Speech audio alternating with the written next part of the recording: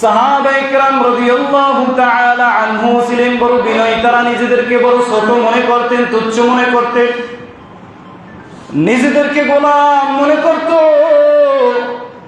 একদিন হযরত ওমর রাদিয়াল্লাহু তাআলা আনহুর শাসন আমলে হযরত ওমর রাদিয়াল্লাহু তাআলা আনহুর ছেলে আব্দুল্লাহ ইবনে ওমর রাদিয়াল্লাহু তাআলা আনহু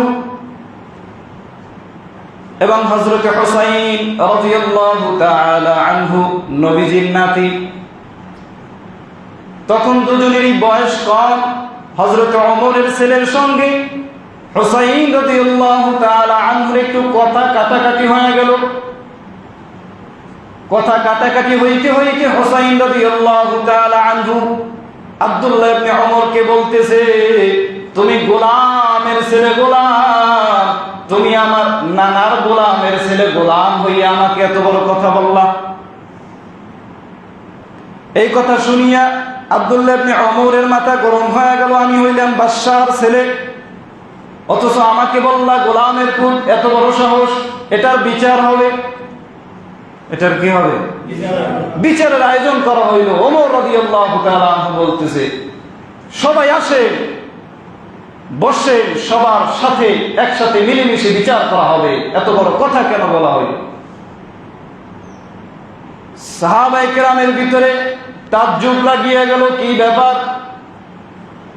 এমন কি অন্যায় করেছে নবীজির নাতি যে তাকে শাস্তি দেওয়ার জন্য বিচার ডাকা হইল?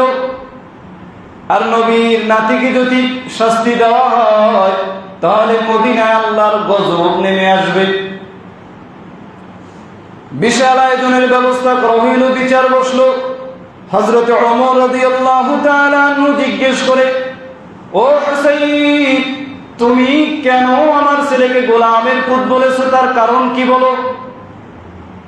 হুসাইন রাদিয়াল্লাহু তাআলা আনহু বলতেছে, আমার নানা দুনিয়ায় বাঁচিয়া থাকা অবস্থায় আপনি কি তার গোলামি করেন নাই? বলে, হ্যাঁ, গোলামি তো করছি। বলে, তাহলে আপনার ছেলে তো গোলামের পুত। বলে, আপনার ছেলে তো গোলামের ছেলে। এবার হযরত ওমর রাদিয়াল্লাহু তাআলা আনহু সাহাবায়ে কেরামদেরকে বলতেছে, ও মদিনার সাহাবীরা শোনো, তোমরা সবাই সাক্ষী থাকো, নবীজির নাতি আমাকে নবীজির গোলাম বলেছে। বলে, ঠিক আছে, আমরা সবাই সাক্ষী থাকলাম, সে আপনাকে গোলাম বলেছে। বলে, কিয়ামতের ময়দানে আল্লাহর আদালতে যখন দাঁড়াইব তখন আমি আল্লাহ তাআলার কাছে বলবো, গো আল্লাহ, আমি হইলাম আপনার নবীর গোলাম। আপনার নবীর গোলাম, তার নাতি সে স্বীকৃতি দিয়েছে। আমি নবীজিকে বলবো, আমি আপনার গোলাম, গোলামকে পার করার দায়িত্ব আপনার। তারা নিজেকে নিজে বড় ছোট মনে করত, তুচ্ছ মনে করত।